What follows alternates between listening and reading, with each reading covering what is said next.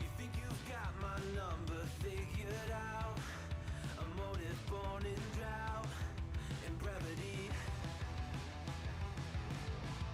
And if I'm not the soul of your design, I blatantly decline your remedy. Don't box me in, don't, or I'll leave. I'd rather be a dreamer, I'd rather be free, I'd rather be a leader, I'd rather be a queen, I'd rather be a singer in a trashy cover band.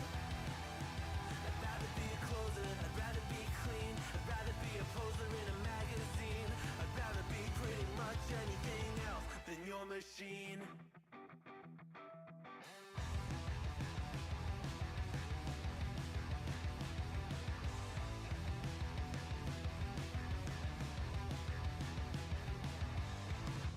Wasn't always just a single shade, a palette full of gray in reverie.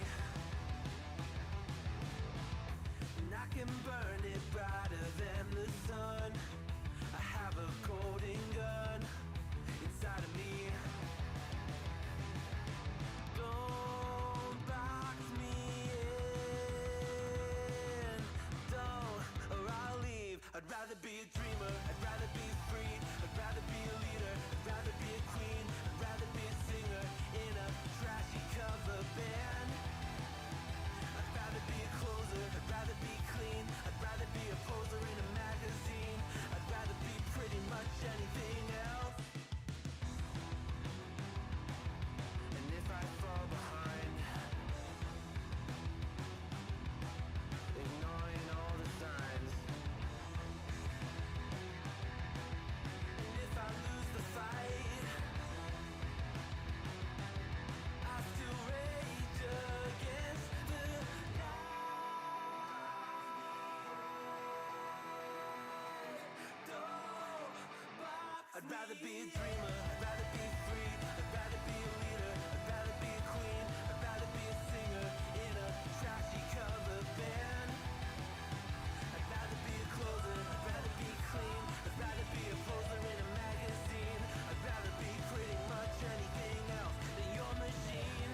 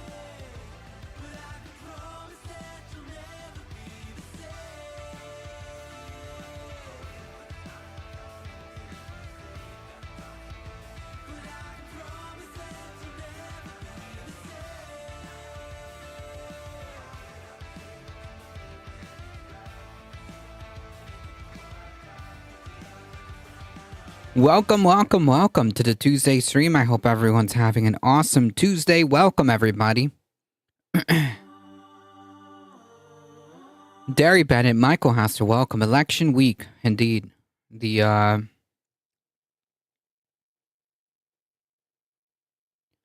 election is basically here.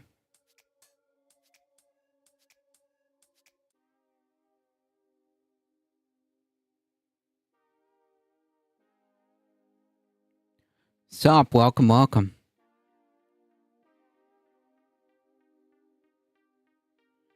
Alright, I got everything going. Folks, this this stream is gonna be a bit on the short side. As I am by myself the remainder of the week, so I gotta take care of the homestead, you know? Gotta take care of the cats. Speaking of.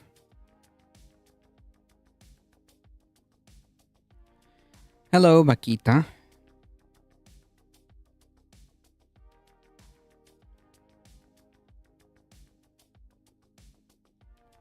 Wolfglad, welcome.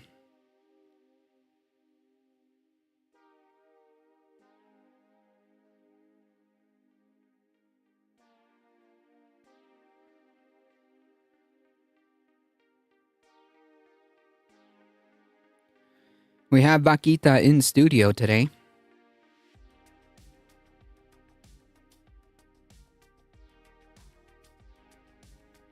She'll be hanging out with us as long as she promises to behave.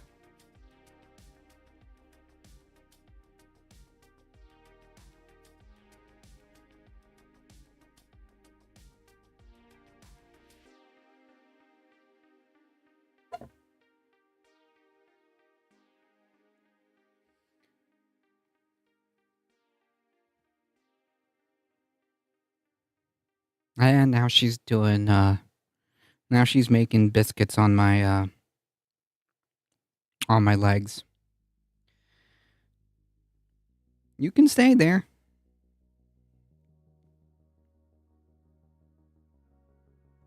A cat behaving. You know. Who's a good cat? She is going to be a good cat. Right? You're just gonna sit on my lap while I do the news? Yes, biscuits are good. Biscuits are a good sign. Biscuits are what happened before chill time. Yeah, but not at 2 a.m. You know, she's surprisingly pretty chill. Like, she will not wake me up in the middle of the night unless, like, unless I didn't give her sufficient food. And if she really does get hungry, she'll, like, wake me up at 5 o'clock in the morning on the dot. But otherwise, within context, she's pretty well behaved. Cats are like wizards. They're always where they need to be. And never late, exactly.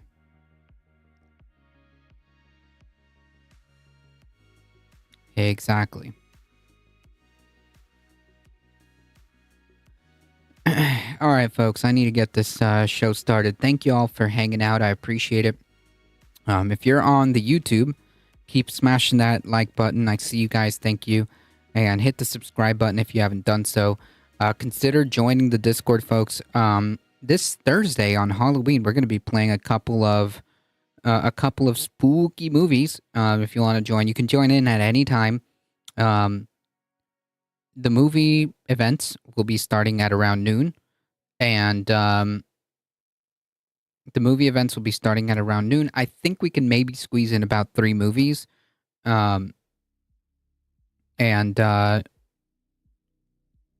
On that note, maybe the stream will not happen on Thursday because I definitely need that time. But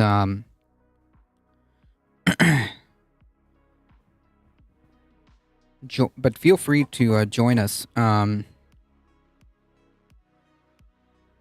during the day at any point. Exactly. Spooky skeletons. Mouselander, welcome. SV Harkin, welcome. My cat once forgot I gave him his BM treats and his heart was broken. He said, "Me to try to say treat." Cat knows. Cat knows you shorted him.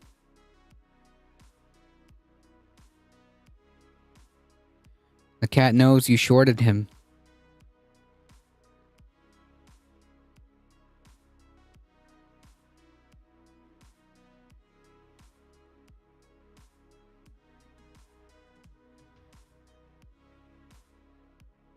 The only treat my cat gets is breakfast at 6 a.m. I did not... Oh, he just forgot. Okay, gotcha. I misread that. The only treat I get, my cat gets is at breakfast at 6 a.m. Whew.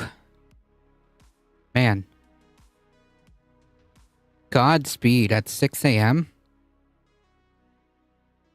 That's dedication there.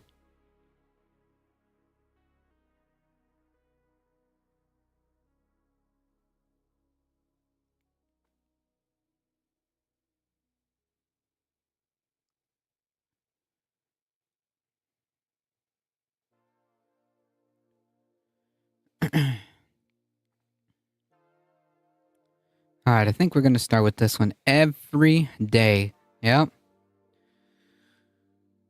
The life of a cat dad, of a cat parent.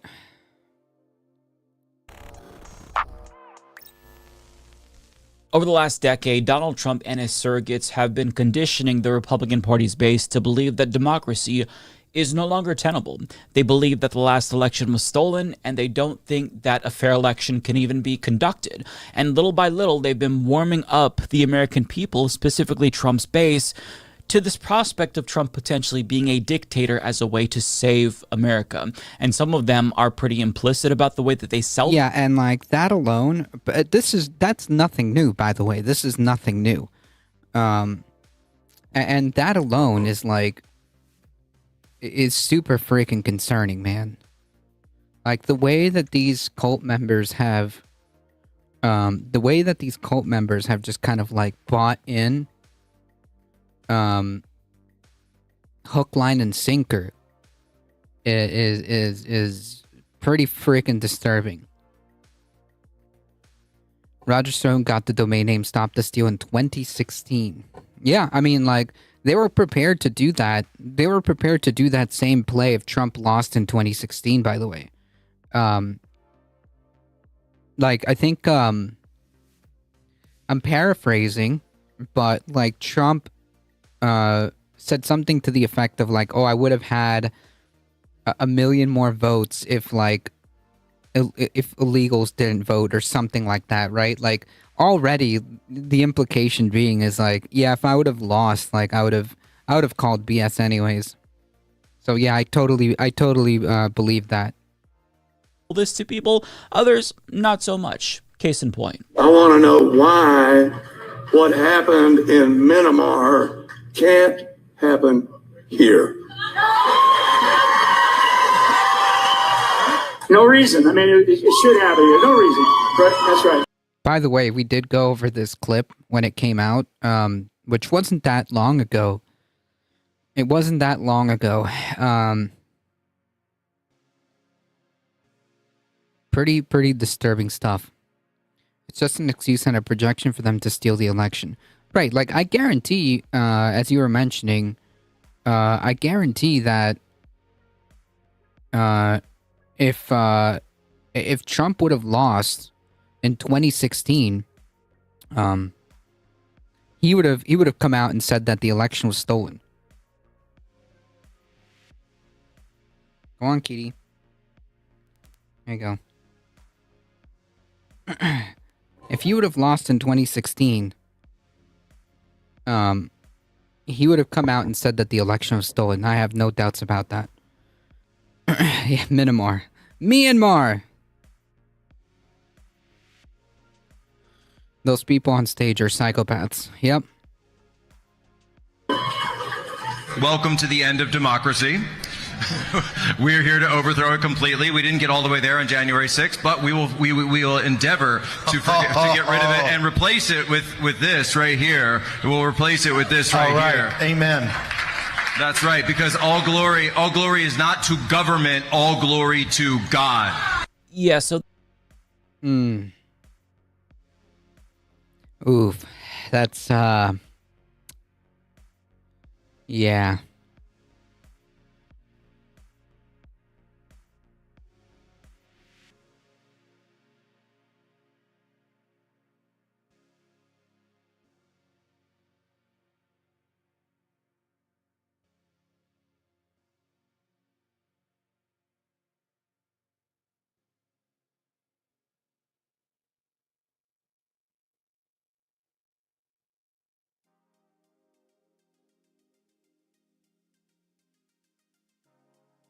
I think the Bible says that Satan rules the world. Yeah. So that's pretty alarming. But as they become increasingly authoritarian, the tolerance among the base for draconian policies has increased as well. And it's not just Trump supporters who support this. For example, a PRRI poll found that 47% of the country supports Trump rounding up undocumented immigrants and putting them in militarized camps. Now, if you look at the numbers, the Republican Party in particular supports this overwhelmingly at 79%. But still, you see widespread support among the American population, which is a big red flag. And it's terrifying because this would affect 1 in 25 American households, because that's how big the number of undocumented immigrants are. There are households with mixed immigration statuses, and in order to actually pull this off, it would require a massive Gestapo-like police force where they go door to door to track down all of the immigrants that Trump wants to get rid of. And it's not just going to be undocumented immigrants, because he's already vocalized his intent to deport legal immigrants. Right. They have authoritarian personality disorder, i.e. low empathy. Wait, I thought girls ruled the world. Like the Haitian immigrants, and perhaps anyone who's perceived to be immigrant. People who are black and brown might also get swept up in this. And to do something like this, to get all the immigrants out of the country, he would have to incentivize Americans turning over fellow Americans, anyone who they suspect of being non-citizens. It would create a culture of paranoia and induce widespread panic, and the people who are turned over would have to be placed in some sort of specialized camps, because our jails simply can't hold that much people. We're talking 13 to 14 million people. Now, John Oliver made the point that there's less than 2 million people in total in our federal prisons, and we are the most incarcerated country on earth. So in order to hold 6 times as many people, you would have to create something entirely new, i.e. concentration camps. And those camps, with that many people, would be rife with abuse. Proper sanitation would be almost impossible to maintain. Dispersing food and water for that many people would be a logistical nightmare. Many of them would go hungry, and the conditions would likely leave them permanently traumatized. Yeah, I mean, like, it's not feasible, right? It's not feasible, so, like, the only alternative conclusion is that, you know, in a worst case scenario where something like this is attempted to be enacted, they're not going to be able to keep that many people, right? Like, it's just not feasible. That's how you get that's how you get death chambers. Heat, how's it going? People turn their neighbors so they can buy houses. they'll put them to work like slaves, like Gaza, right? They've put cages. They've put kids in cages before, right? So it's not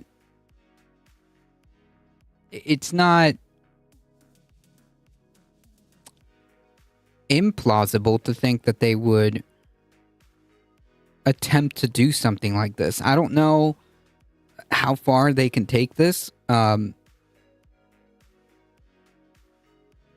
don't know how far they can take this idea. But if they do, it's going to be almost impossible, which is pretty freaking scary. For life, if they're lucky enough to survive. Yet, half the country supports that. 47%. Now, when one Republican influencer was confronted with the cruel reality of a policy like that, he was fine with it. So Mark Cuban polled his Twitter audience about a hypothetical undocumented grandmother who's lived in the country for decades and has children and grandchildren here. The question is, what do you do to somebody like that if you support mass deportation? And right-wing influencer Jesse Kelly responded saying, kick in her door in the middle of the night, put her in handcuffs, and send her and her kids back to where she was born. And do it on camera as a warning to anyone who thinks they can violate the sovereignty of my country without consequences. Now, he wasn't an outlier. In fact, most of the replies were as harsh, if not more harsh, also saying that her children and grandchildren, who are citizens, mind you, should also be deported with her. So we've reached a point where one of two parties is enthusiastically supporting an explicitly fascistic, Hitler-like policy, and nearly half the country finds it acceptable. One side is cheering it on, the other side is like, yeah, I guess I support that. I mean, how many of our friends and family agree with this too? How enthusiastic are they about this policy? It gets worse though, because ABC News and Ipsos asked registered voters which of the two candidates between Kamala and Trump are fascist, if any, and a plurality of them correctly identified Donald Trump as a fascist at 44%. But here's where it gets really alarming. 8% of the registered voters who correctly identified Donald Trump as a fascist are his own supporters. Stop for a moment and let that sink in. That's amazing. Elon already investing in camps. Thank you for the follow. Appreciate it. Welcome, Dreyer. His own supporters are saying, yeah, that guy's a fascist. A flood of illegals, skyrocketing prices. Speaking of, yeah, they know it and they like it. Correct.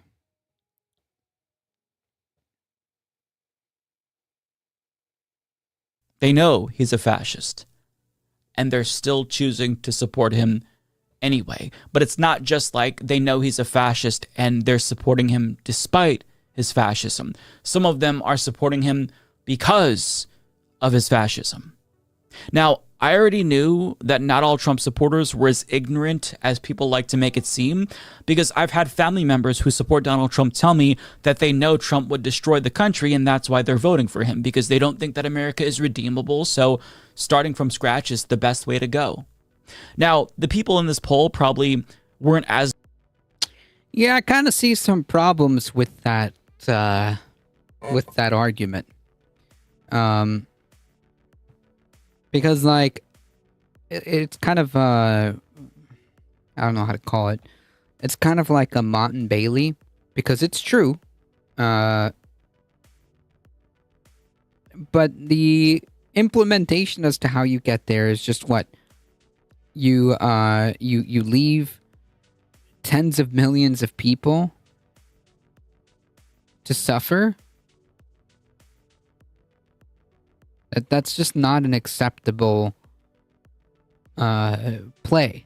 The vulnerable will suffer and they don't care. Yep. As direct as that family member who I talked to, but they basically acknowledged that Trump was a fascist, but made it clear that they kind of like that. Here's what they told ABC News. Quote, "I don't like him as the person that he chose to be, but I like his politics," she said. "But as a human being, I would never support."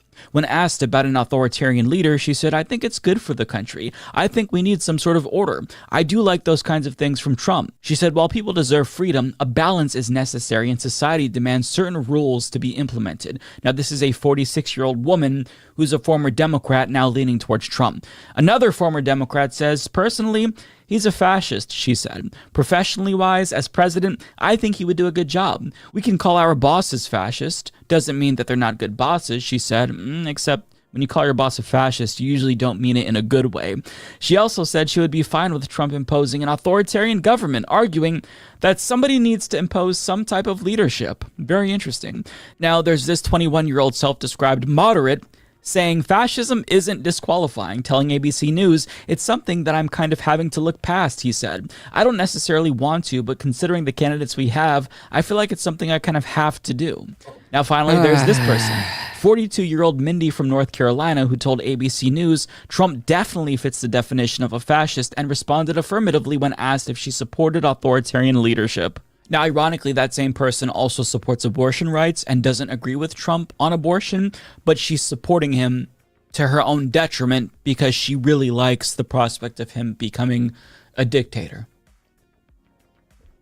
This needs to be a wake-up call to all of the liberals and leftists watching who are still in denial or who...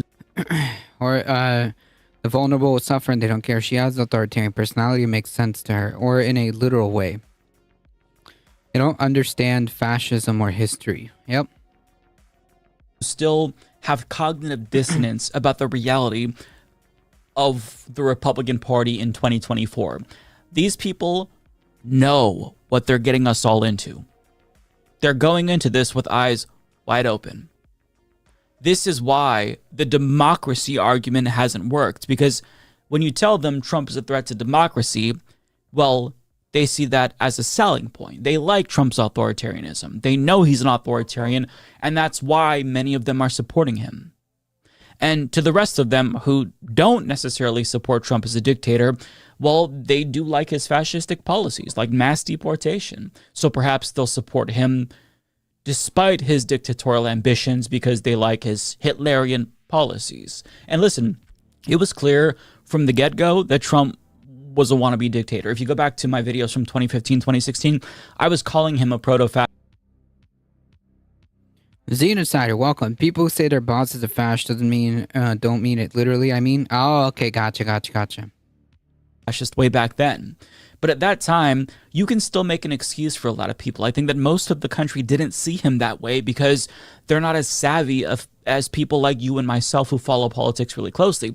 But in 2024, you can't make that excuse. It is an entirely different story.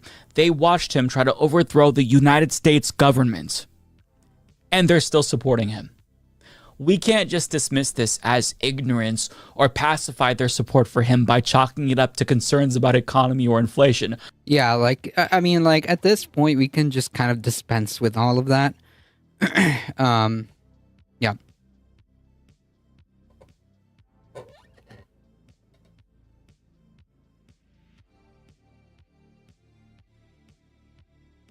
This isn't surprising. I'm literally arguing this is a I'm literally arguing this at Facebook right now, and they are responding every way, but in opposition that he's a fascist.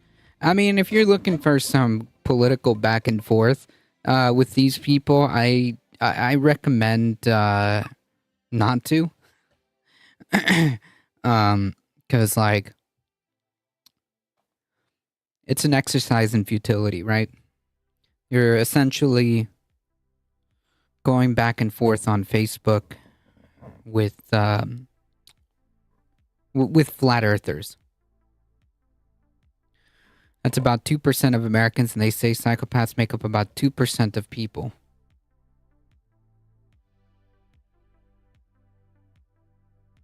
Trump supporters are fascist. All of them are fascist. Every single one of them. If you are voting for Donald Trump, you are a fascist. Right. Because, like, it doesn't matter whether or not you believe in fascism, you're still voting for the movement and party and candidate that is enabling fascism. So it doesn't matter if you actually believe. So it doesn't matter if you believe in fascism or not. If you're voting for the fascist party and you are enabling the fascist party to obtain power, then like doesn't really matter to me. You're enabling fascism, so same difference. Tomato. First mistake was wasting time on Facebook. I didn't post it for them, and they invited themselves. Yeah, well, most probably wouldn't admit that they're fascist to themselves because I think that they instinctively know that fascism is a bad thing and nobody wants to see themselves as the bad guys. But that's what they are. They're fascist. And if they were alive in the 1930s, we all know that if they lived in Germany, they would have supported Hitler. Many of them enthusiastically. We know this, but we tell ourselves pretty little lies to sanitize the odious beliefs of them because a lot of these people are our friends and family members, so we don't want to think that they're bad people, but it's time to wake up and see them for what they are. They are fascists, all of them. And they have no problem generalizing us, so we shouldn't have a problem making a generalization that's actually accurate about them. Now, some of you will respond by saying, but Mike, I can't believe you. You're basically saying half the country is Hitlerian fascists. Is that really what you're saying? Yeah, dude. Yeah, they are. Okay. No, they are. Because if they're voting for the fascist party and they're voting for the candidate that is enabling fascism, they're voting for the fascist candidates, they're voting for the fascist party, then, like, I don't know, man. What do you expect the conclusion to be drawn here? It's not even close to half. It is half of voters. I claim that Trump supporters are low empathy and have a personality disorder. Pavlov says about 18% of people have authoritarian personalities. And to that I would say, yes, that's what I'm saying. They're Hitlerian fascists, and I'm tired of pretending that they're not. It's important that we're honest about that because it's not going to change their minds, but because it should light a fire under our asses and get us to understand that those of us who oppose fascism should be mobilizing, should be doing what we can to stop it and not pretending like this isn't what it looks like. And it's more difficult than ever to pretend like this isn't a serious threat since they've kind of given up all plausible deniability. After we learned more about Trump's well-known affinity for Hitler from his own former chief of staff, John Kelly, he held a MAGA rally at Madison Square Garden, as you all know about, and that was incredibly reminiscent of the Nazi rally that was held back in 1939 at the same venue, and the hateful rhetoric that was spewed was certainly alarming for sure, but that's not the only reason why it felt so Hitlerian. But before we get into that, I want to show you just a quick compilation of what was said, just some of the demagoguery, a small snippet of demagoguery that was on full display for hours. And we have to defeat them, and when I say the enemy from within, the other side goes crazy, becomes a sound, oh, how can he say? No, they've done very bad things to this country. They are indeed the enemy from within, but this is who we're fighting. I will invoke the Alien Enemies Act of 1798. Think of that. That's how far back. That's when they had law and order. They had some tough ones. Think of it, the Alien Enemies Act of 1798. You hear that, Mr. Speaker? Get ready. But he's done a great job, and he's going to continue to do a great job, and we like him. He's a terrific person. I watched him just totally decapitate a fake reporter on NBC, Meet the Press, Meet the Fake Press. The post reference that you don't have to refer to it as Hitlerian, considering the playbook was based on the antebellum South and Jim Crow. 30% would be a high estimate. It was the mask-off Nazi rally. One of the speakers said so. She is the devil, whoever screamed that out. She is the Antichrist. I would just like to give the art world a little something. I got it here somewhere. Oh, here it is. Bam! We need to slaughter this other... Wow, phenomenal. Amazing. People. We need to bring 100 million votes to Donald Trump. It's going to be pretty hard to look at us and say, you know what? Kamala Harris, she got 85 million votes because she's just so impressive. As the first Samoan, Malaysian, low IQ, former California prosecutor ever to be elected president, it was just a groundswell of popular support. In a country that has been taken over by a leadership class that actually despises them and their values and their history and their culture and their customs, really hates them, to the point that it's trying to replace them. Like, I don't know if you guys know this, but there's literally Oh, man. Just straight up, like... It's a straight up fucking fascist nonsense.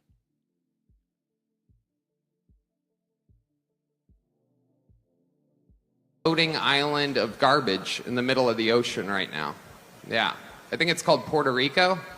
All right. Heck yeah. It's a cool black guy with a thing on his head. What the hell is that? A lampshade? Look at this guy.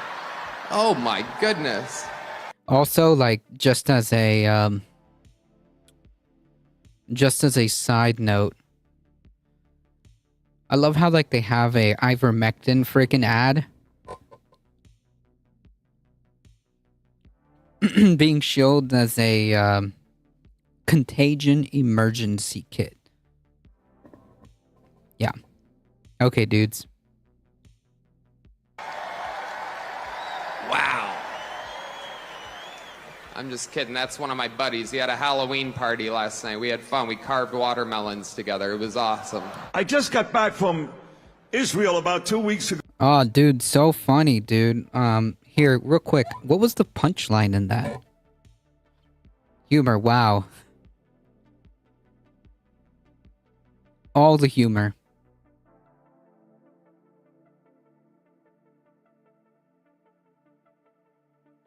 Yeah, make sure to get your virgin tears too. Fights all sorts of ailments. Go. They love Trump in Israel, just so you know, they love him.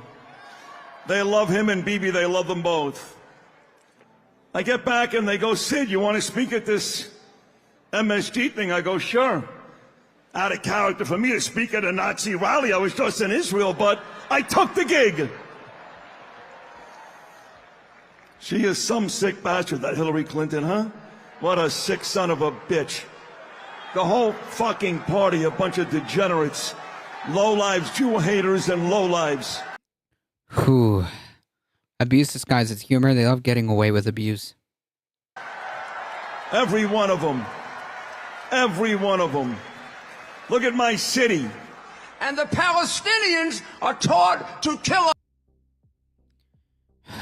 Who is that mobster? No clue. us at 2 years old. They won't let a Palestinian in Jordan. They won't let a Palestinian in Egypt. And Harris wants to bring them to you. They may have good people. I'm sorry, I don't take a risk. They tried to jail him. They tried to bankrupt him. They tried to imprison him. And they even tried to take his life with not one, but 2 assassination attempts. Now, you just saw a 3-minute clip.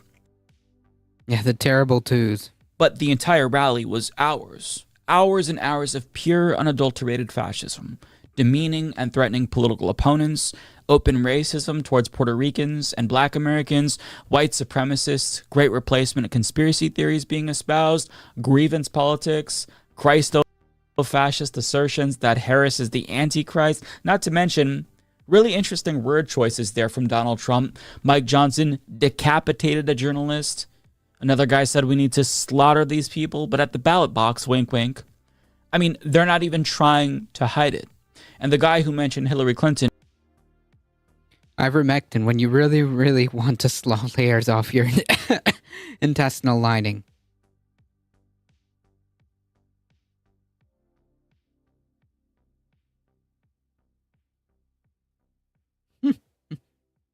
Was referencing a comment that she made about this rally before it happened, and she basically said something to the effect of Trump was reenacting the 1939 Nazi rally that took place at Madison Square Garden, and I am no fan of Hillary Clinton, but they all just proved her correct. This was supposed to be Trump's closing message to voters. He could have had an inspiring economic message and brought on surrogates that could have galvanized the crowd in a positive way, but they had no interest in doing that.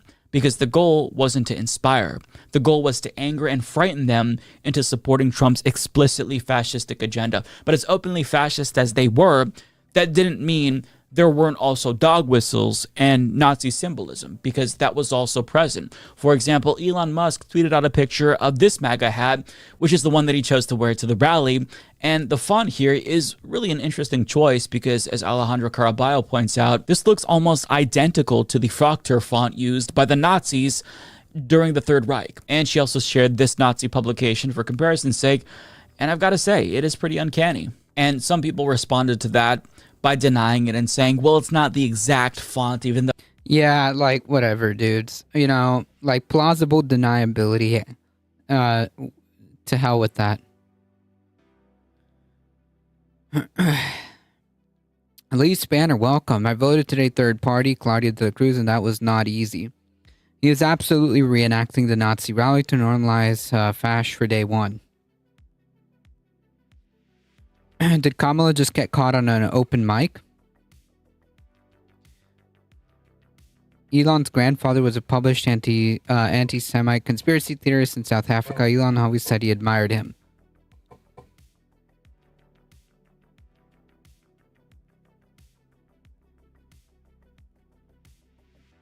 Though it looks similar, and the left is just splitting hairs here, except both JD Vance and Elon Musk have publicly denounced or made fun of this idea that Donald Trump is akin to Hitler.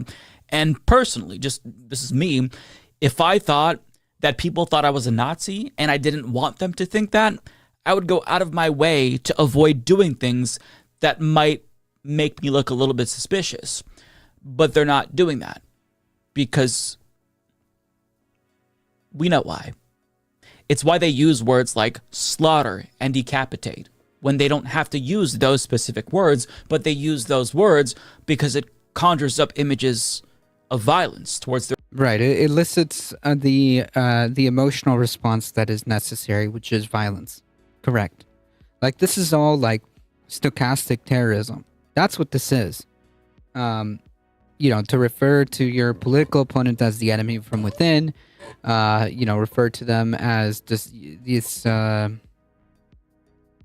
evil force that is destroying the country and pointing to a group of people as a source of your problems with the intent of, like, inspiring violence against them. Like, this is all stochastic terrorism.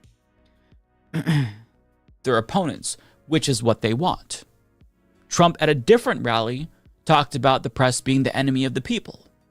So when you talk about these types of things that they say, the word choices matter a lot, even if they want to downplay them. And as explicit as they are, they do still downplay it, but don't let them gaslight you into thinking that you're being overly paranoid, because you're not. Again, they've given up plausible deniability. $3. That's what I'm asking for you to donate right now to help me defeat Ted Cruz. The polls show this race is tied, and it's shaping up to be the... So, if Ted Cruz loses, that would be so freaking hilarious. Vance thinks he's a techno-Christo corporatist. He doesn't even know he's Hitler. Right, but like, and I'm sure that like a lot of these cult members like don't really like, they don't really process like what the ideology is bringing forth. It's all driven by fear and anger. And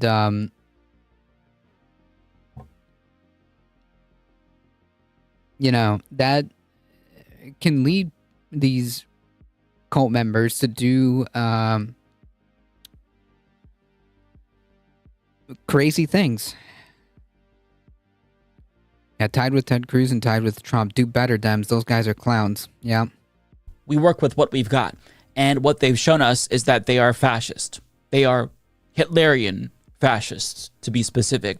And this is why the 1939 comparisons are so important, because if we don't learn from history, we are doomed to repeat it. And I say this because even though there were swastikas inside Madison Square Garden back in 1939 when they had that rally, it wasn't called the Nazi rally or the pro-Hitler rally. Do you want to know what it was called? It was called the pro-America rally, intended for quote-unquote real Americans and not anyone that they deemed as fake Americans. And it was which is like literally the same exact freaking rhetoric that they use. They literally, like, talk the same exact way.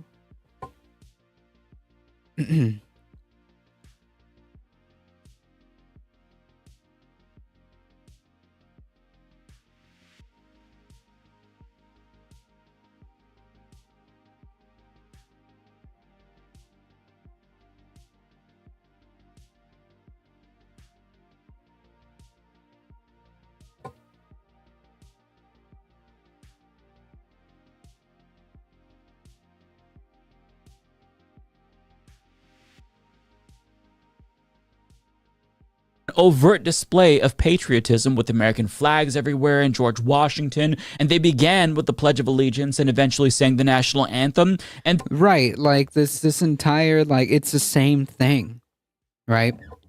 It's the same freaking thing.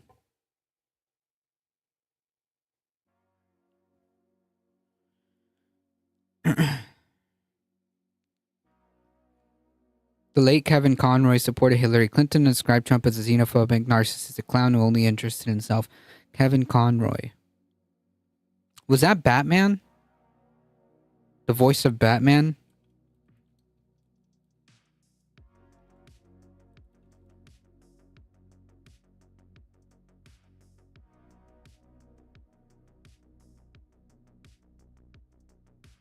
Yeah, it was.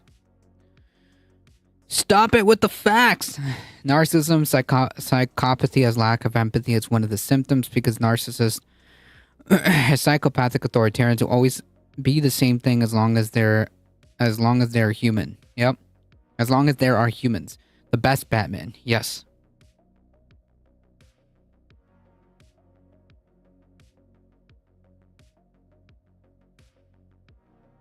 They purported to be patriots who loved America, and there's more similarities, as Philip Bump of the... Right, it's the same thing. Like, when you call out, like, these fascist clowns, like, hey, you know, these America First clowns, like, they immediately fold back to that exact line, right? We're just concerned patriots who care for our country.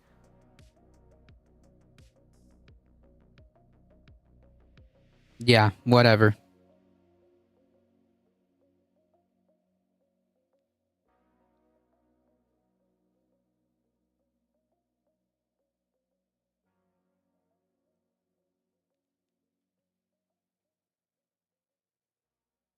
The Washington Post writes, quote, as detailed in Arnie Bernstein's 2013 book, Swastika Nation, the 1939 event centered on overlaying German fascism onto American patriotism, began with the singing of the national anthem, as did Trump's rally on Sunday, and as do many garden events. Then and now, the arena was also bedecked in red, white, and blue. Speakers in 1939 lamented government spending, railed against Marxism, and complained about how information negative to their allies was played up and twisted to fan the flames of hate in the hearts of Americans by the news media. Similar arguments were raised at Trump's rally as well. Free America, the crowd chanted in 1939, while Trump speakers pledged that he would save America, with the 2024 crowd chanting USA. At the Madison Square Garden rally 85 years... Yeah, they believe it.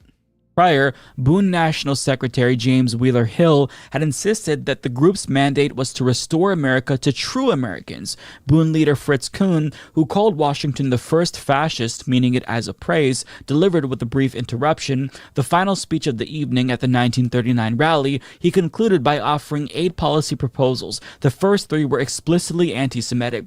3 of the final 4 were, quote, immediate cessation of the dumping of all political refugees on the shores of the United States, cessation of all abuse of the freedom of the pulpit, press, radio, and stage, and a return of our government to the policies of George Washington, aloofness from foreign entanglements, severance of all connections with the League of Nations. 85 years later, Trump spoke at the Garden and offered very similar...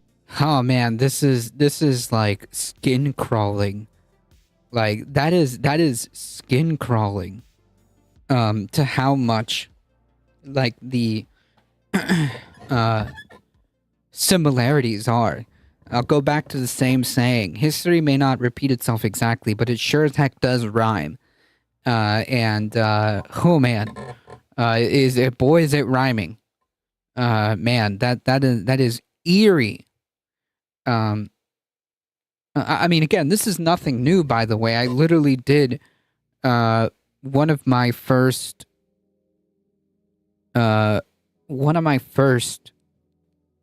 streams. One of my first streams about one of my first streams on this channel before, you know, as it evolved into what it is now. Because I used to do, like, the first couple of streams, I used to just kind of pick a topic, and I would do a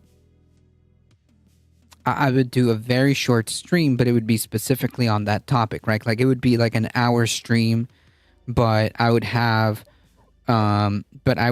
like everything related to that.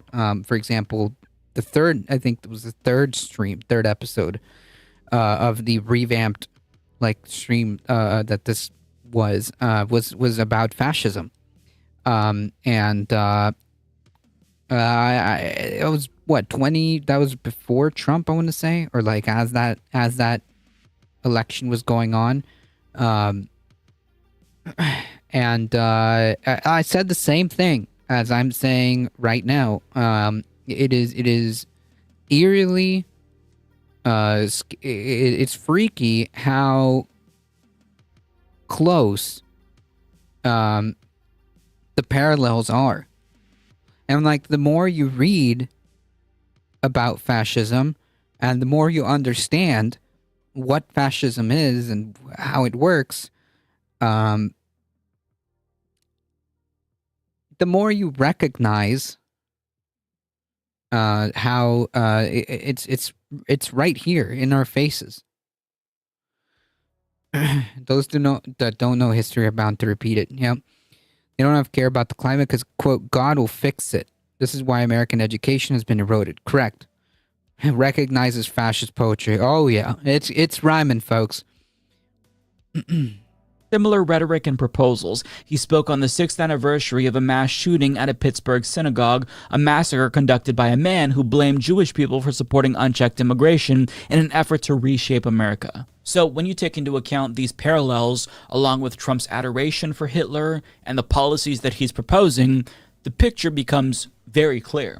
But you don't have to compare Trump to Hitler to make the case that he's a fascist, because you can just look at the criteria for fascism and that becomes clear in and of itself. But the warning signs for fascism, that's something that you should have seen a long time ago. For example, Reddit user FDT shared this picture taken of a sign at the Holocaust Museum that lists the early warning signs of fascism.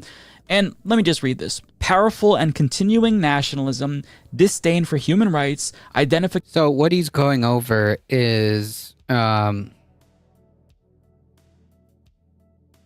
14 points. Umberto echoes 14 points. And we went over this, by the way. Powerful and continuing nationalism, check. Disdain for human rights, check. Identification of enemies as a uniting cause, check.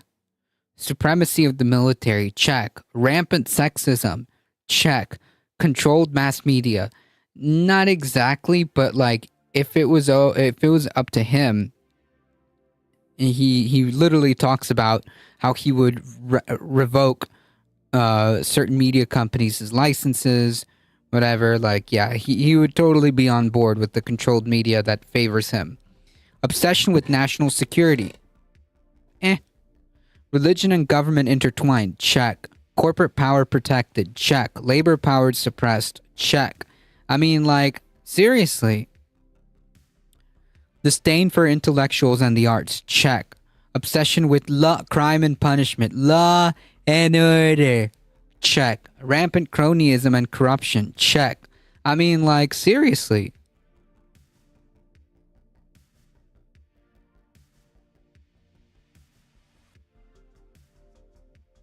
Stephen Miller has always been a Nazi, according to someone I worked with who went to high school with him. Honestly, like, that wouldn't surprise me, like, at all. National security, like borders, that's true. I was kind of on the fence with that because, like, he's literally willing to sell out, like, secrets of the country. So, I don't know. Sounds like Biden-ish. Of enemies as a unifying cause, supremacy of the military, rampant sexism, controlled mass media. I see what you did there. No, unintentional pun. Unintentional. Obsession with national security, religion and government intertwined, corporate power protected, labor power suppressed, disdain for intellectuals and the arts, obsession with crime and punishment, rampant cronyism and corruption. I mean, they're not even putting a new spin on fascism. It's just traditional fascism. And if they checked half the boxes, I would worry. But they checked basically all of the boxes. Yeah, like, literally, like, we can go down the whole freaking... We can go down the whole line, and it's pretty much like, yeah, he's a fascist. All of them. Maybe arguably one they don't check, which is controlled media. But that's a domino that is already beginning to fall because the owner of that Washington Post article that I just read to you, Jeff Bezos, well, he intervened to stop the paper from endorsing against the fascist. But you can argue that mass media can already be checked off since corporations own mass media, and they would comply with the Trump dictatorship to avoid censorship. And I think that that's very persuasive because, I mean, just look at Mark Zuckerberg, for example. He's suddenly warming up to Republicans, and I don't think it's just because he wants more Trump tax cuts, even though he does want that. It's because we know that under a Trump administration, if he doesn't play game, he could get shut down. And these news outlets, they are businesses at the end of the day. The goal is not to inform people. The goal is to make money. So if they know they have to toe the line of a Trump fascist administration to stay alive, they're going to do that with no problem. So I think that we need to be sober about the situation that we're currently dealing with, okay? Over the past 8 years, we've witnessed the rise of a national fascist movement.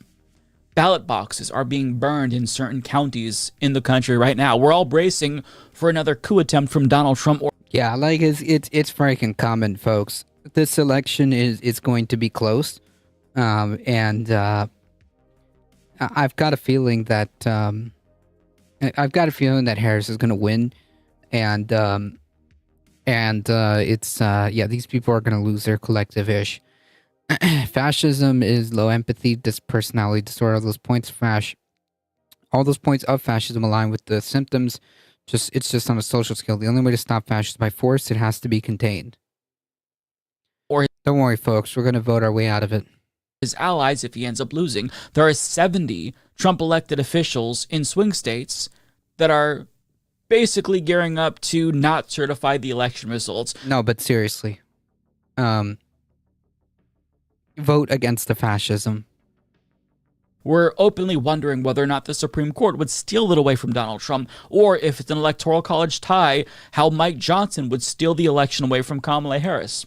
Right, like as Trump said, it's our little secret, right, Mike? It's our little secret. This is the last week of America, of the America we know, I think. Whew. Quite possibly. So, to say that this is a dangerous moment would be the understatement of the century. The fascists are at the gates, and half the country wants to let them in. And this includes our friends and families. And it may be hard for us to accept that, but we don't really have a choice. The evidence is overwhelming. If you're waiting for Trump to say, hey, everybody, I am indeed a fascist and will be like Hitler too, that's not going to happen. They're as explicit as they can be without straight up admitting that he wants to be Hitler too. But the one silver lining is that I will say, the last few weeks, it does seem like Democrats and the media are finally calling it what it is and calling him a fascist and comparing him to Hitler. The problem is it might be a little bit too late. But here's one great example that we're finally seeing. But that jamboree happening right now, you see it there on your screen, in that place is particularly chilling. Because in 1939, more than 20,000 supporters of a different fascist leader, Adolf Hitler, packed the garden for a so-called pro-America rally. A rally where speakers voiced anti-Semitic rhetoric from a stage draped with Nazi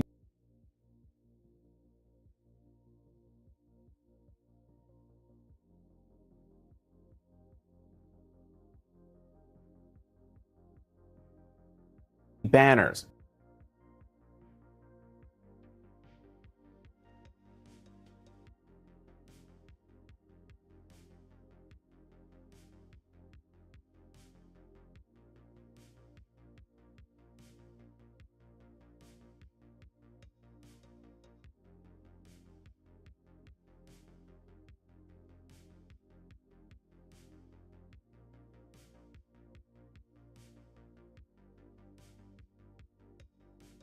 Sorry. Pro streamer moment, my bad. So if the states won't certify the vote, would go to the House, and that would honestly be the ideal situation for Trump, right? Because for Trump, it would be ideal if there is a contested election and he gets to keep the House. Assuming the Republicans keep the House, it would be ideal for Trump to make a contested election where neither of them win the Electoral College vote outright, so that he can be voted in by the House legally. And that would be completely legal. That's part of the process.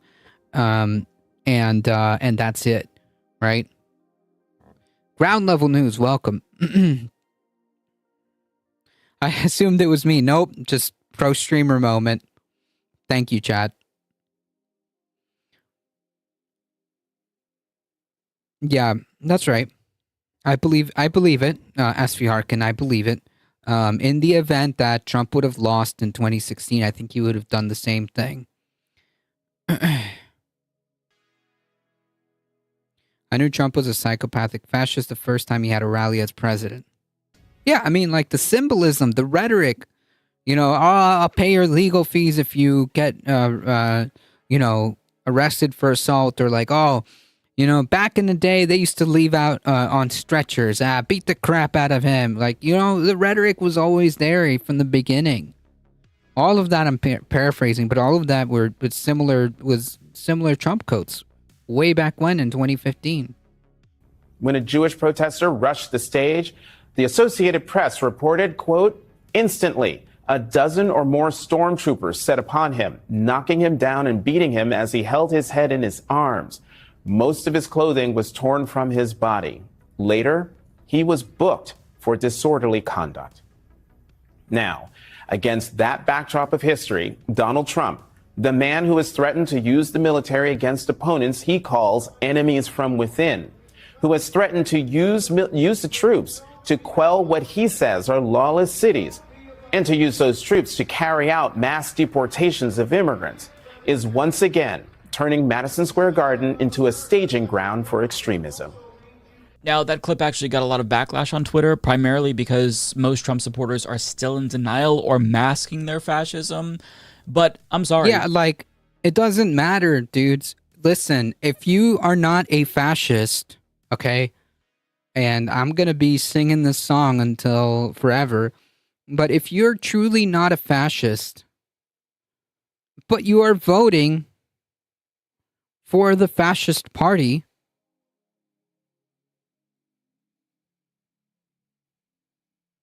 what difference does it make, really? Right? You're enabling a fascist movement. So, quite frankly, it doesn't matter if you are genuinely not a fascist. In your heart of hearts, if you're not a fascist, but yet you vote for the fascist party and enable them to obtain power, it's fundamentally no different. The outcome is the same. If you don't want to be compared to Nazis, stop supporting fascism. It's that simple. You can be redeemed. You can stop being a fascist.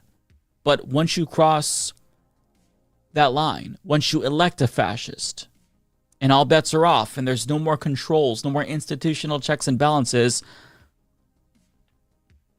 you did that, and you have to own that if you voted for this. I mean, we are playing with fire as a country, and this nightmare scenario. Yeah, like, not only are we playing with fire, there's freaking gasoline all over the floor. Immigrants is just an excuse to get Trump's enemies eventually, and libs are enablers because they succeed in the same system as the fascists.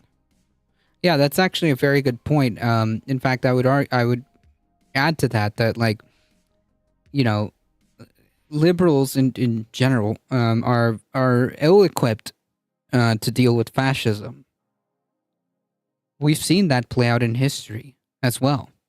Scenario that we all feared would eventually come is finally here. There's a reason why historians like Ruth Ben-Gayed and Jason Stanley and others are sounding the alarms, because this exact thing happened in history. The lead up to that thing is happening here in this country. The fascists are here, and they're wrapped in flags and waving crosses, as Sinclair Lewis predicted. I don't see how anyone can pretend like this isn't what it looks like or downplay this threat. But I mean, that's the situation. You can either choose to accept it, even though it might be difficult, or you can choose to deny it. But I think that You take this seriously if you care about the country, or you reject it at your own peril. So we all know what's in front of us. We all know what will happen if Trump's elected. And even if he loses, it'll be scary to look back at this moment and think of how close we came to a fascist dictatorship. But if he ends up winning, buckle up, because it's going to be a really wild fucking ride for the next couple of years, to put it mildly.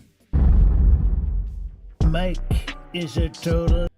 It happens all the time in history and revelations about how you cannot stop it.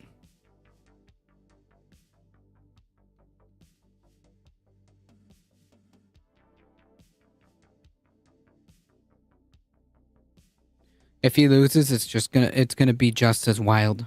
Yeah. I predict if he does lose, like, we might see a January 6th, but worse, I would imagine. At least it would be plausible. It would be plausible that something worse than January 6th could happen if he loses.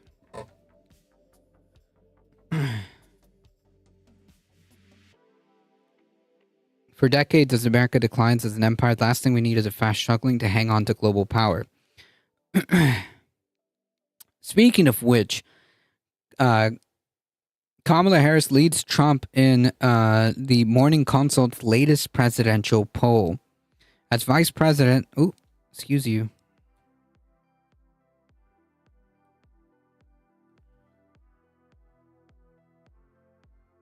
As Vice President Kamala Harris and former President Trump vie for voters in key swing states, another national poll shows Harris with a slight lead over her opponent.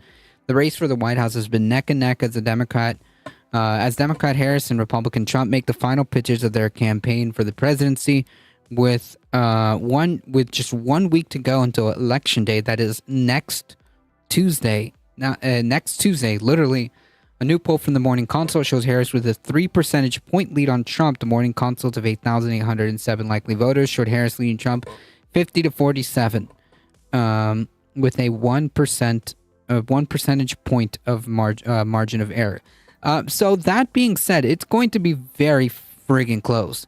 It's going to be very friggin' close.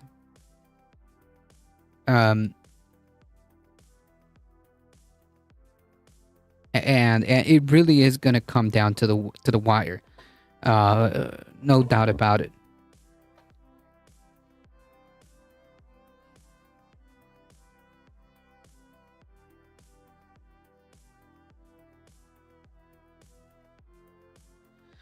Let's go, girl. Trump's Puerto Rico fallout is spreading like wildfire in Pennsylvania. Donald Trump has a serious Puerto Rico problem in Pennsylvania. Many Puerto Rican voters in the state are furious about the racist and demeaning comments delivered at the Trump Nazi rally.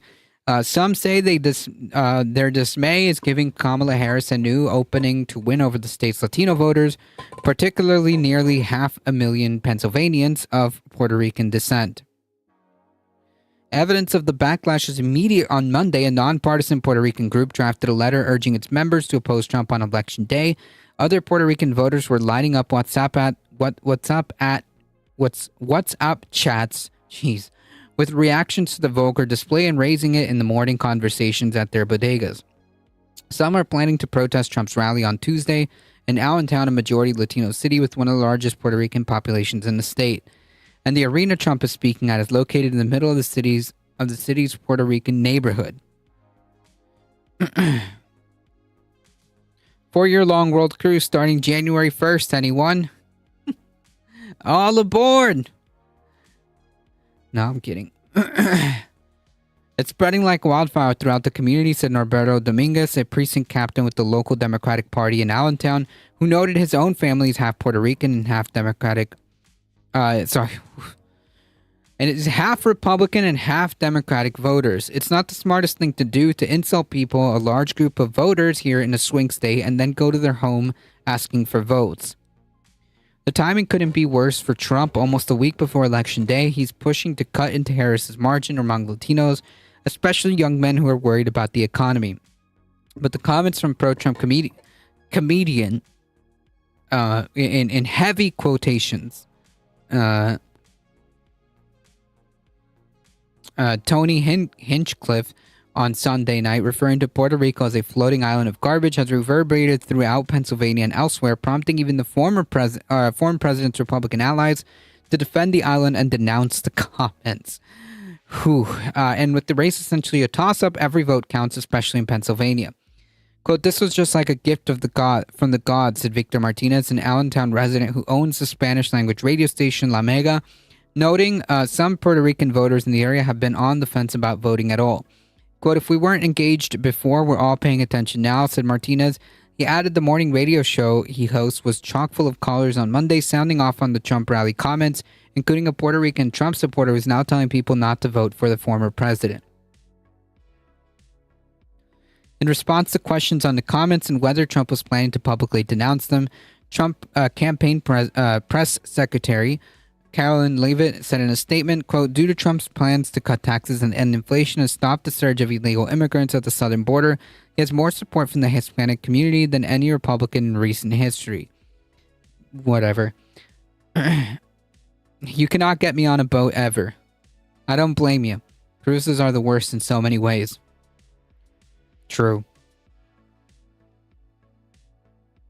We'll find a Zeppelin. There you go.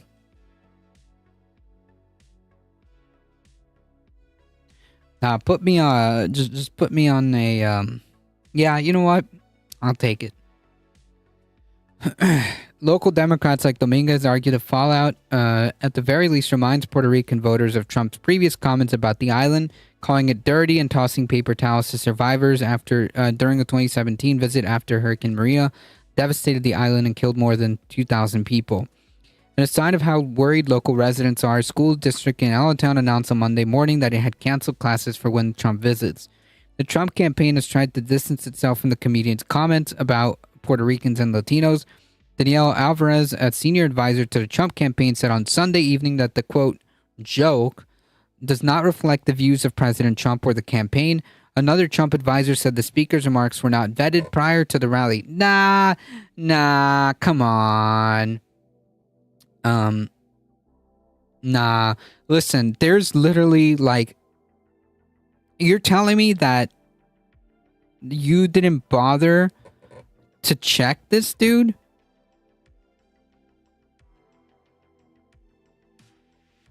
He was literally, like, using slurs against, Asian people, like, 3 years ago.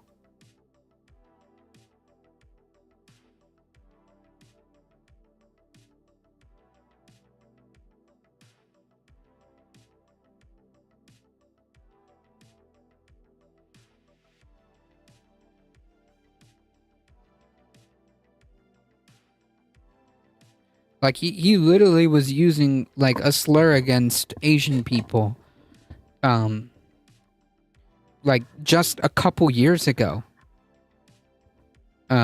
So, like, this isn't new. Okay?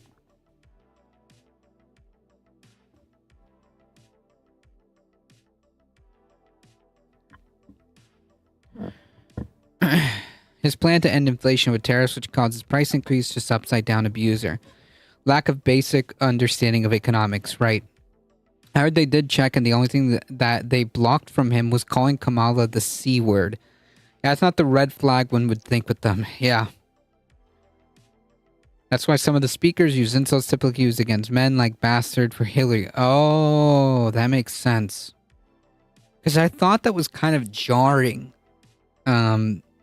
That one of the speakers called Hillary a son of a bee.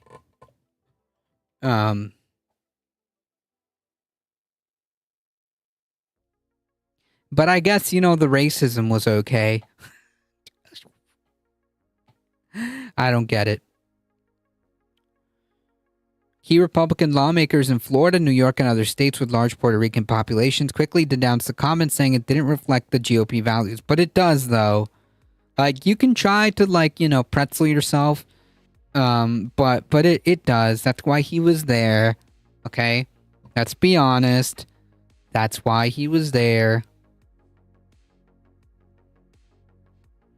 But other Trump allies and his running mate, J.D. Vance, have downplayed the rhetoric as just jokes.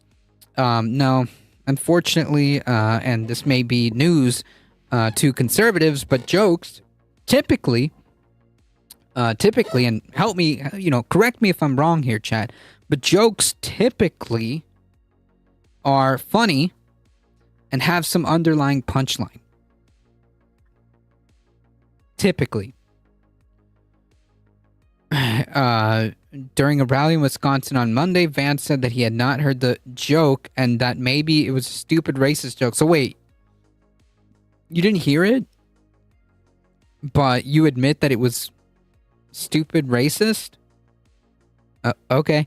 Or maybe it's not, but Harris saying people should get offended by comedians' jokes is not the message of a winning campaign. Yeah, whatever, dude. Well, they're supposed to be, but I've seen some super cringe fails. Our country was built by frontiersmen who conquered the wilderness. Vance said, we're not going to restore greatness of American civilization if we get offended at every little thing.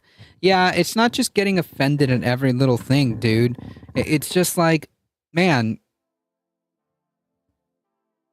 maybe society doesn't appreciate a-holes. I'm just saying. Maybe society just doesn't appreciate assholes.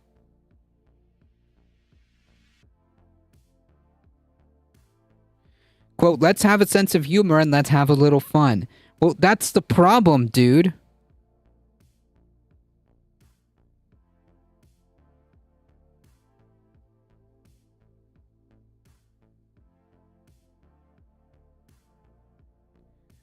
What's the sense of humor here? Like, what was the punchline? Right? Like, again, being offensive for the sake of being offensive is not comedy.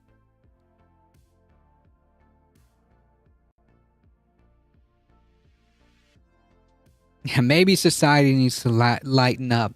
Trump also said that he doesn't know the comedian and didn't hear it. Amazing. Man, that is the go-to, man. He does that for everything, right? That's amazing. He doesn't know who he is, and he didn't hear it. Was he not there?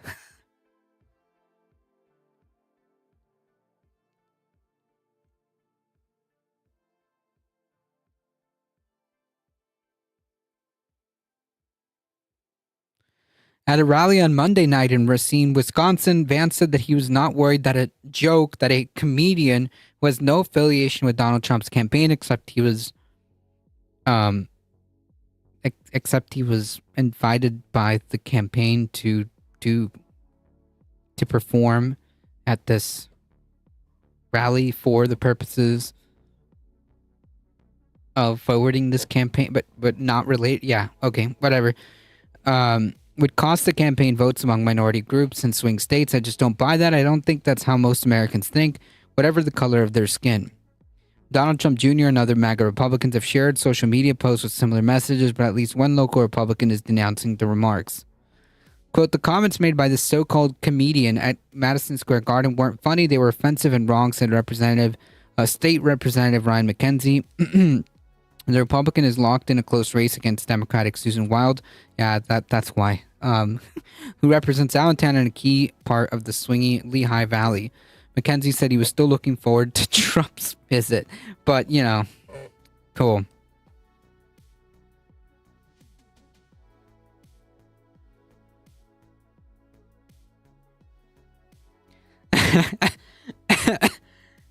You can tell who Trump likes at the moment by who he admits knowing at any given time.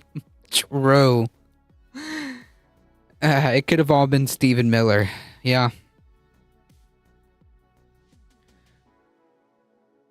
Yeah, with Trump, it's endless loyalty tests. Yeah, that's true. And some Pennsylvania GOP strategists, even as they tried to downplay the electoral fallout, acknowledge that it was an unforced error at the very least. Jimmy Zumba, Latino GOP strategist based in Lehigh Valley, called them stupid comments that were clearly not based on the immigration and crime themes that Republicans have tried to hammer this cycle. No, actually, that's kind of the point, right? Like, I don't know, like, if this person is like playing mental games, semantics, whatever you want to call it. But like, that's the point, right? The reason why Trump talks about and dog whistles about immigration and crime is because of the racism, dude. All of this is intertwined.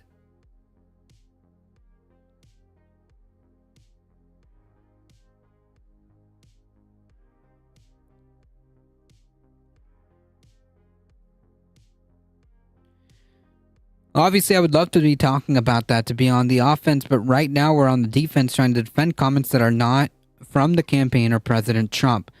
But he asked him to be there, right? Like, the campaign booked him. The campaign knew who this guy was, okay?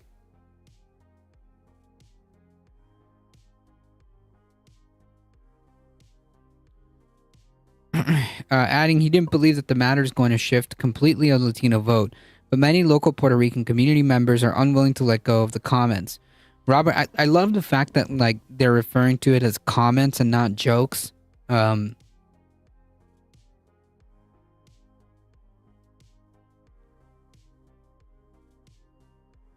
don't see their racism as racism. They think people deserve it. The comedian made them confront their racism. Roberto Lugo, president of the Pennsylvania chapter of the National Puerto Rican Agenda, said the nonpartisan group will be releasing a letter shared exclusively with Politico, condemning the comments and urging Pennsylvania Puerto Ricans to not vote for Trump. Lugo, who was born in Puerto Rico and now lives in Philadelphia, said Pennsylvania Puerto Ricans are really disturbed over the comments. Quote, "I'm not a Republican, I'm not a Democrat, I'm independent. But at this point, it's not about political partisan issues. It's about the respect and honor our Puerto Ricans and Latinos deserve as citizens and legal residents of this country. That's the issue. We held Trump and his campaign responsible for this disgraceful act." State Representative Danilo Burgos, co-chair of the Latinos con Harris group in Pennsylvania, said residents have spread the comments on social media and within Philadelphia's Puerto Rican community. Quote, "I saw two ladies in particular saying they were considering voting for Trump, but they're not going to now because of these comments."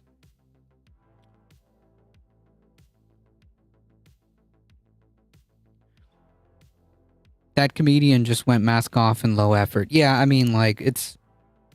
And the thing is, like, he has a history of this, right?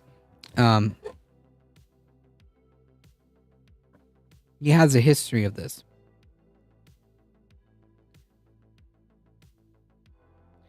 Try the veal.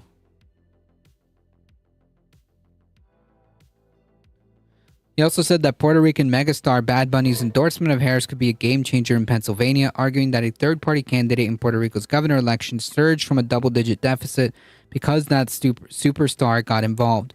Bad Bunny has not endorsed a candidate in the race, but has paid for billboards opposing Jennifer Gonzalez Colon's new Progressive Party. Whoa!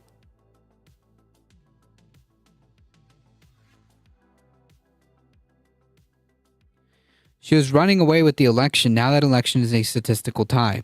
Notably, Donald Trump Jr., Trump's son, made stops in Allentown on Monday ahead of a planned event in Copley, Pennsylvania, a Lehigh Valley borough outside Allentown.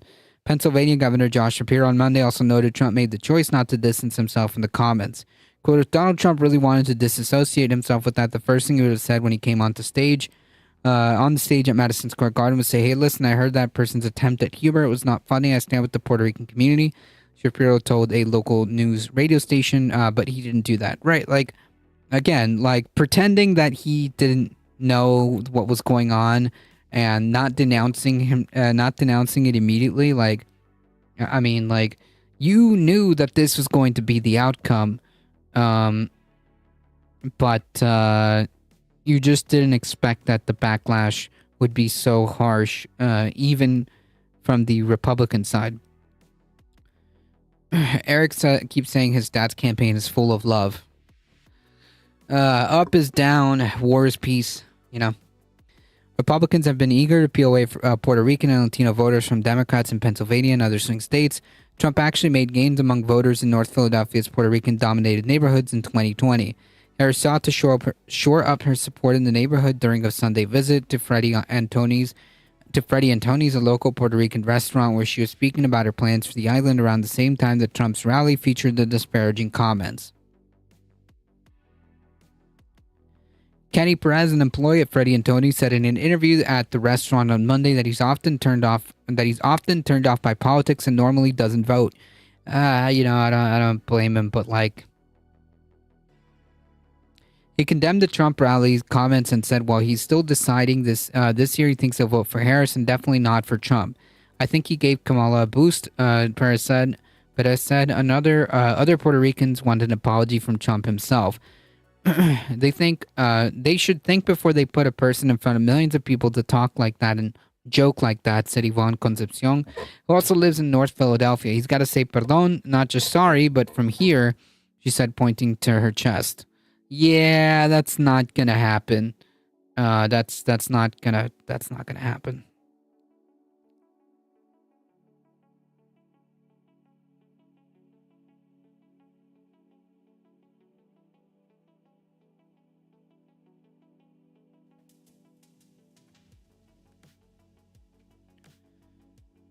All right, folks, we got one more. Steve Bannon's first show out of jail should be a huge warning.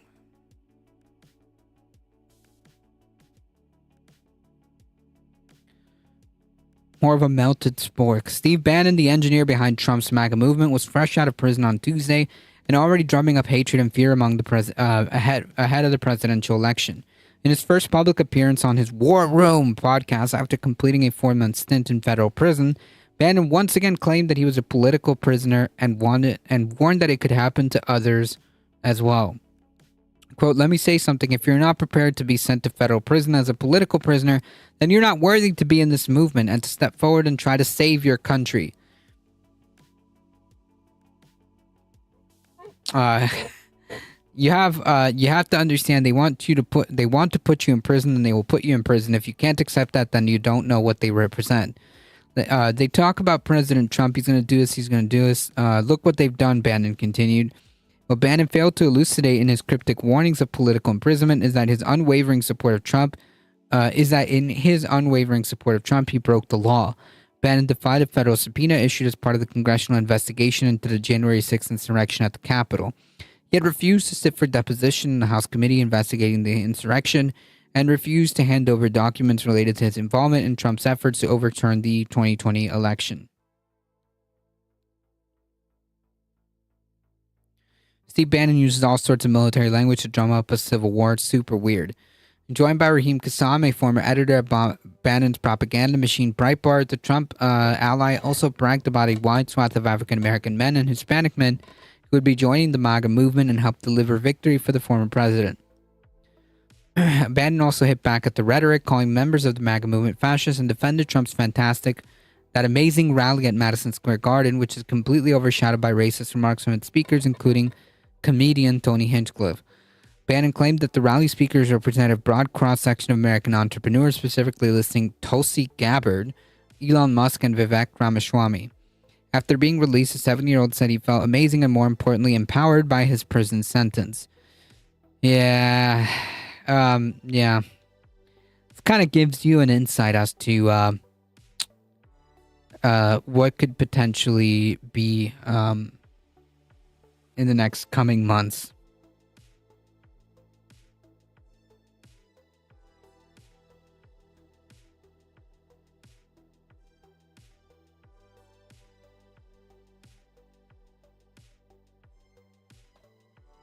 Martyr Table of One.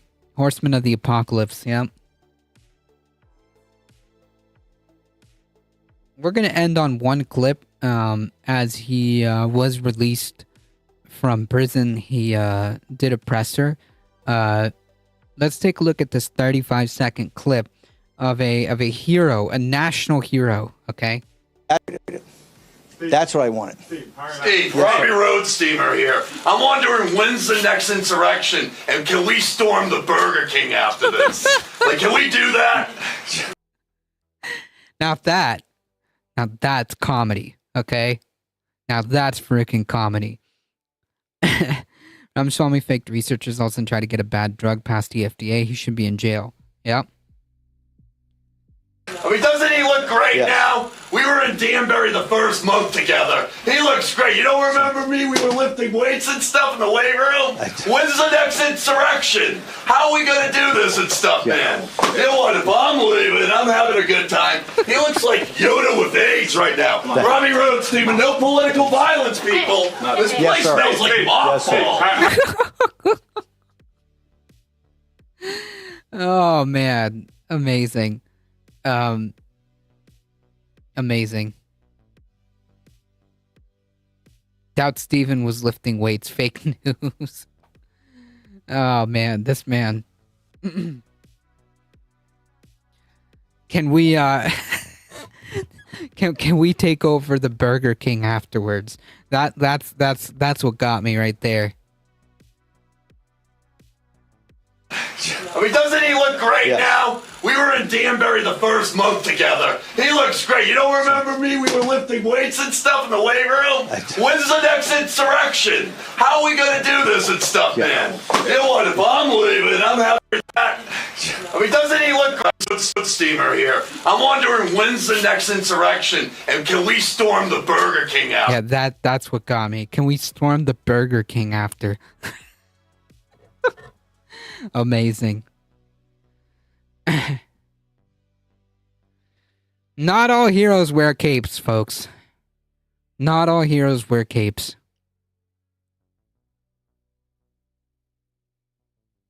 Nothing like a jail to clear up the face. I don't know if he looks great, but just to be clear, he was only in jail for 4 months. But yeah. Can we storm the Burger King after? No booze in jail, dried him up.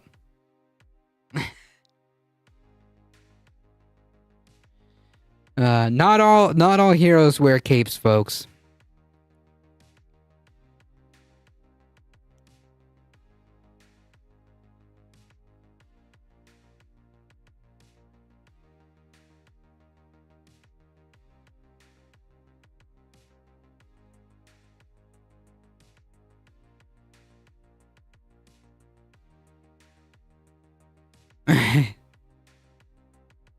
He's had a peel and some Botox. Probably. I don't know.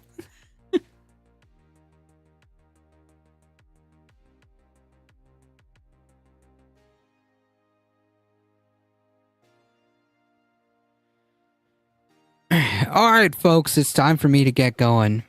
Only in Joe Biden's America. All right, folks. It's time for me to get going. I gotta get out of here. Take care of the cats. Thank you all for hanging out. I appreciate your support and I appreciate you guys hanging out. Thank you for the new follows. For those of you on YouTube, thank you. Thank you for continuing to like the stream. And thank you guys. You guys are what makes this channel grow. Make sure you hit the like button, subscribe, do all that awesome stuff. You can support the channel up to October 31st. If you subscribe on Twitch, you can get perks for Discord. So if you're into that, you can get Discord Nitro perks while supporting the channel. Which also you should join the Discord. October 31st, incidentally, is Halloween. So we will be doing a Halloween marathon event. Okay. We will be doing a Halloween marathon event. So join us. Movie night this Saturday, The Unbearable Weight of Massive Talent with Nicolas Cage. So that's another one upcoming. Join the Discord, folks. There's lots of cool people in the Discord. And hey, we get to do some fun stuff, all right? Thank you all for stopping by. I appreciate it. Thank you, Heat. Thank you, Michael Hasser, for modding the chat.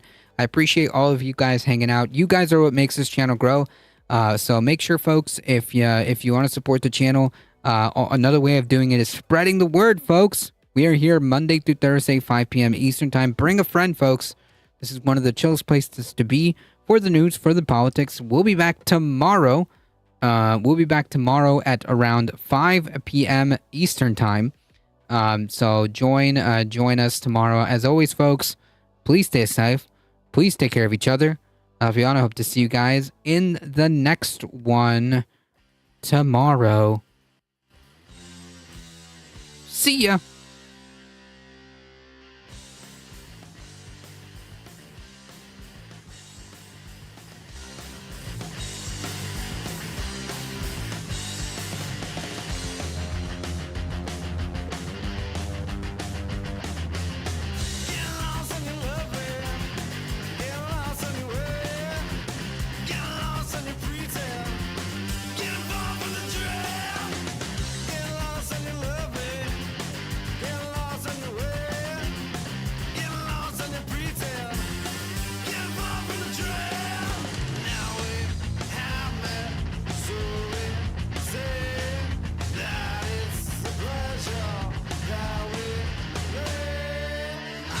Hang tight, folks. We're heading out in 5, 4, 3, 2, 1.